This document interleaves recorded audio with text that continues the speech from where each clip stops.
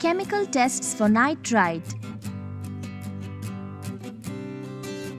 Nitrites are inorganic compounds containing the nitrite ion, in which a nitrogen atom is bonded to two oxygen atoms. It is a symmetric anion with equal nitrogen-oxygen bond length and oxygen-nitrogen-oxygen bond angle of approximately 120 degrees.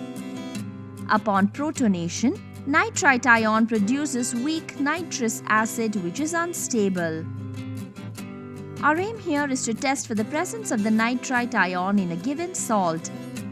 The tests to determine the presence of the nitrite ion are preliminary tests and confirmatory tests. Let's first look at the preliminary tests of nitrite. They are dry heating test and dilute sulfuric acid test.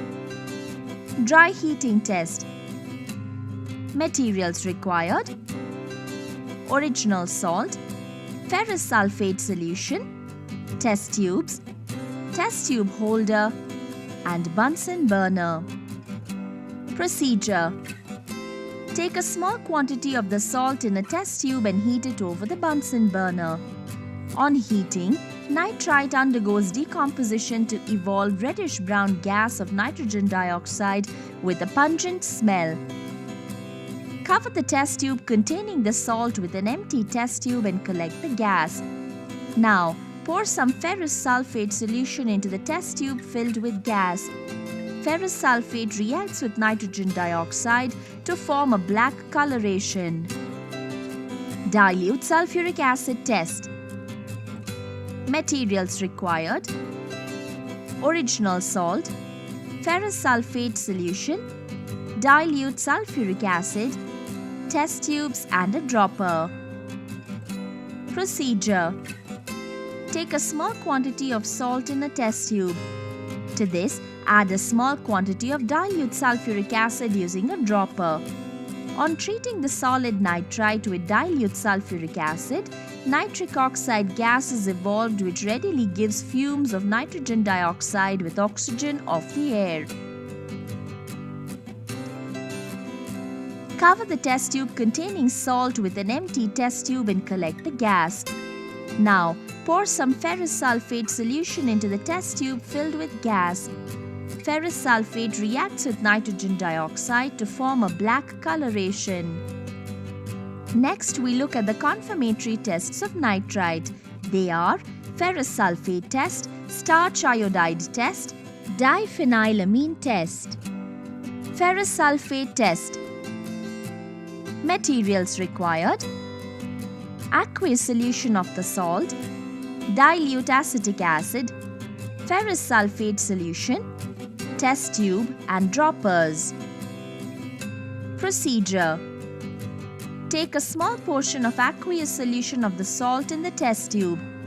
To this, add a small amount of dilute acetic acid using a dropper. Now, add a small amount of ferrous sulfate solution using another dropper. Nitrite reacts with ferrous sulfate in the presence of dilute acetic acid to form a dark brown iron complex. Starch iodide test. Materials required: aqueous solution of the salt, dilute sulfuric acid, potassium iodide solution, freshly prepared starch solution, test tube and droppers. Procedure: take a small portion of aqueous solution of the salt in the test tube. To this, add a small amount of dilute sulfuric acid using a dropper. Now, add a few drops of potassium iodide solution using a dropper. Then, add a small volume of freshly prepared starch solution using another dropper. Nitrite reacts with potassium iodide and dilute sulfuric acid to liberate iodine, and the liberated iodine reacts with starch to form a blue-black complex. Diphenylamine test.